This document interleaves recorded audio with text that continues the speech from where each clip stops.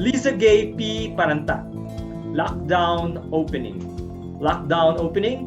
Liza Gay P. Paranta. Normally, March is the busiest month for me as it is filled with paperworks, more paperworks, and even more paperworks. Last year, I was going through the same motion of busyness with so many things to accomplish, reports to make, and deadlines to beat, and all other things seemed to be coming all at once, when suddenly, everything just stopped. There came lockdown. No entry. Friends, how was your 2020 quarantine experience? Was it a story of loss, anxiety, isolation?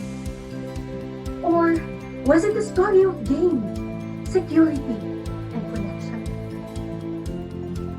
March 23, 2020, 6:30 a.m.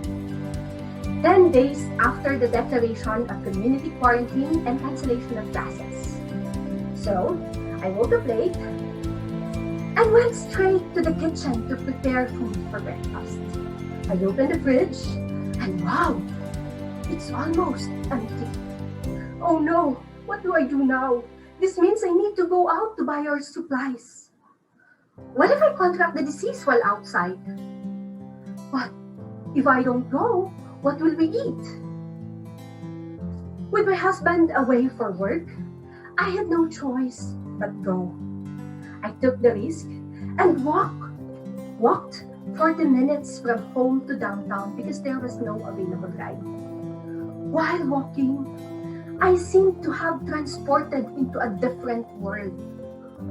I could sense the eerie feeling of the empty streets that were once buzzing with people, vehicles, and traffic. I passed by many establishments closed except for a few offering essential commodities. The fear and panic is real. It's also ironic how the pre-pandemic priorities that were seemingly emergencies now became less significant in the face of the more pressing concern of survival. That night, as I was browsing through my social media feed, I saw various updates about the community quarantine in effect to most parts of the country. As the number of the virus victims was rising, and so was the collective anxiety. I too was becoming more fearful, and without knowing it, I was leaning towards the side of the victim. Then, I was jolted into awareness.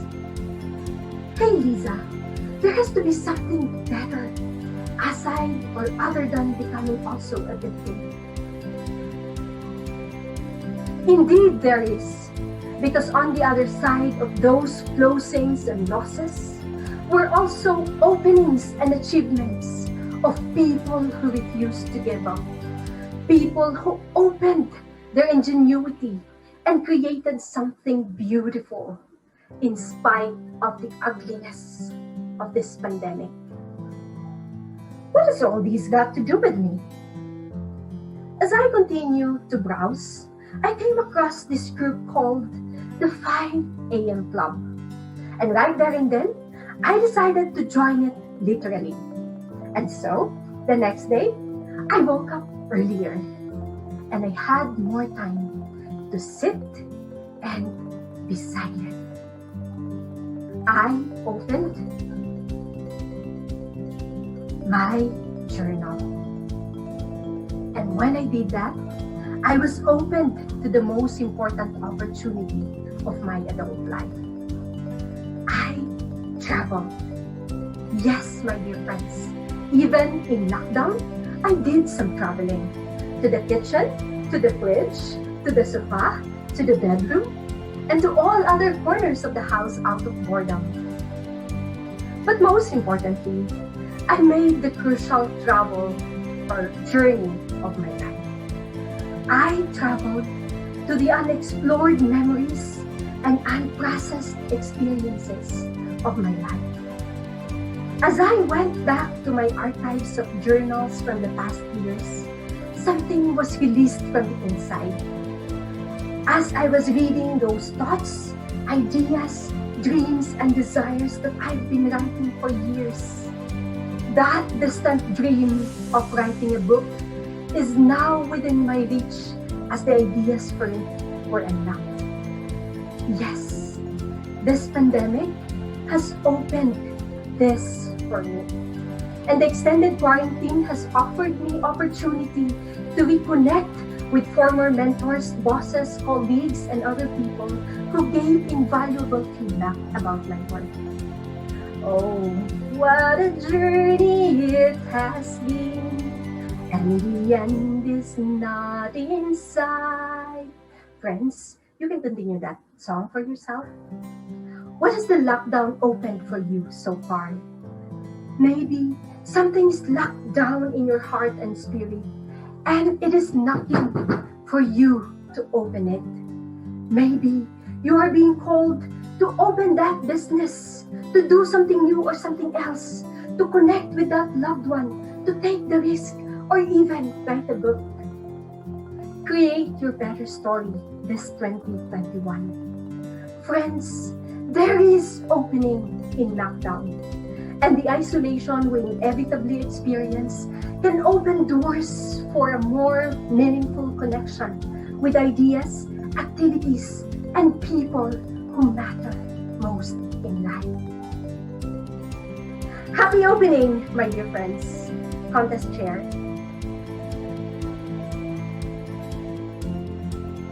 Thank you.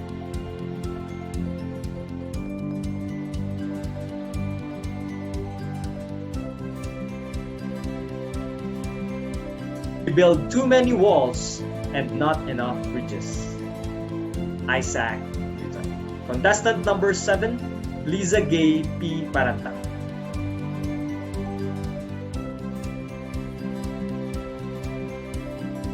At times, it's easier to build a wall to protect ourselves from the things that we perceive that will destroy us.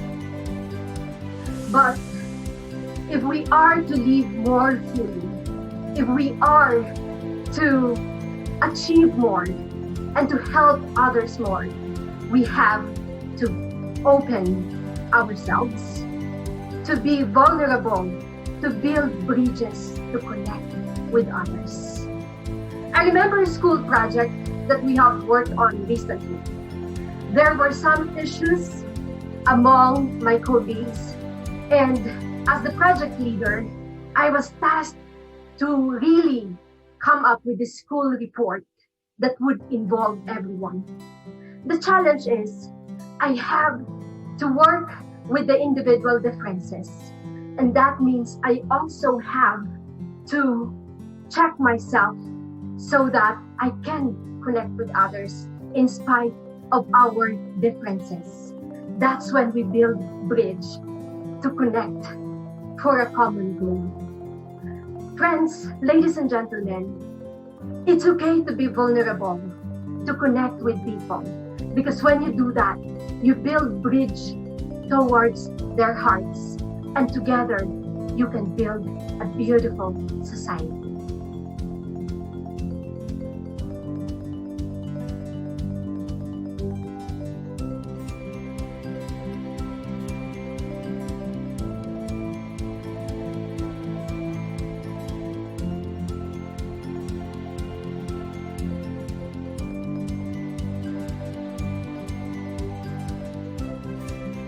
Contestant number 5, Liza Gay Parantak.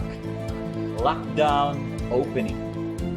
Lockdown opening, Liza Gay Parantak. Normally, the month of March is the busiest part of the year for me, as it is filled with paperworks, requirements, and deadlines.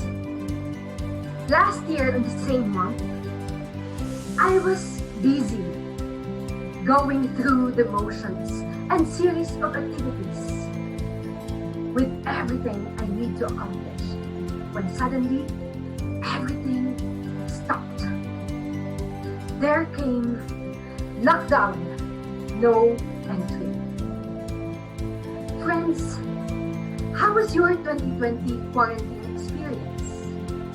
Was it a story of loss, anxiety, isolation? Or was it a story of discovery, of gain, security, and connection? It was March 23, 2020, 6:30 in the morning. 10 days after the cancellation of classes and several days after the declaration of community lockdown in the city. I woke up late and went straight to the kitchen to prepare some food for breakfast. I opened the fridge and lo and behold, I found it almost empty. Oh no, this means I need to go out to buy some essential food for our supply. But what if I contract the disease while outside? On the other hand, if I don't go, what will we eat? And so, with no choice, I took the risk and went out to buy our supplies. As I was walking, I could sense the eerie feeling of the empty streets that were once buzzing with people, vehicles, and traffic. I passed by many establishments closed, except for some offering essential commodities. The panic and fear is real. As I was walking, I thought also of how funny it is that the priorities that are seemingly emergencies prior to the pandemic now became less significant in the face of the more pressing concern for survival. That night, as I was browsing through my social media feed, I saw updates about the situation of the quarantine implemented in most parts of the country. As the number of the victims was rising, and so was the collective anxiety. I too was filled with worry, and without knowing it, I was being pulled into the side of the victims. Luckily, I was jolted into awareness. Liza, there has to be something better other than being also a victim. I thought about that. And yes, indeed. Because on the other side of the stories of disclosings and losses were stories of achievements and openings by people who refused to give up, people who opened their ingenuity and created something beautiful in spite of the ugliness of the pandemic. What has all this got to do with me? As I continued to browse through my feed, I came across this group called the 5 a.m. Club. And right there and then, I decided to join it, literally. The next morning, I woke up early. And yes, I had more time to sit and be silent. I opened, night turned up. And when I did that, the most important opportunity for my adult life was opened. I traveled. Yes, even in lockdown, I did some traveling. To the kitchen, to the fridge, to the sofa, to the bedroom, and to the other corners of the house out of boredom. But more importantly, I made the most crucial travel towards myself, towards the unexplored memories and unprocessed experiences of my life. And as I was going back through my archives of writings, the thoughts, the dreams, the desires, disillusionments, and everything in between, something was opened from the inside. And that distant dream of becoming a writer is now within my reach. As the ideas were unlocked. Yes, this pandemic opened that for me. And the extended period of quarantine also offered opportunities for me to reconnect and connect with mentors, former colleagues, and loved ones who gave invaluable feedback about my work. Oh, what a journey it has been, and the end is not in sight. You can continue that for yourself. Friends, what is open for you in this lockdown? Maybe something is knocking for you to open. Maybe you are being called to open that business, to do something new or something else, to call that loved one, to make that decision, or even write a book. You can create a better story this 2021. Friends, there is opening in lockdown, and the quarantine isolation can be an opportunity to establish better connection with things, activities, and people who matter most in life. Happy opening, my dear friends, on the Toast.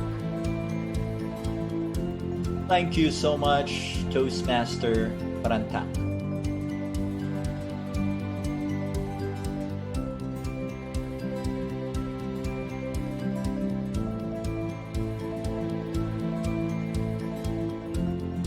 For there is always light if only we're brave enough to see it, if only we're brave enough to be it. For there is always light if only we're brave enough to see it, if only we're brave enough to be it.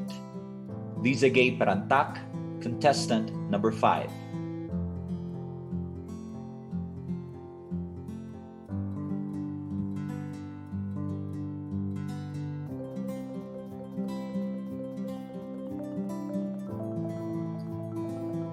Friends and fellow Toastmasters, during the pandemic, I noticed that there were two kinds of responses from people everywhere.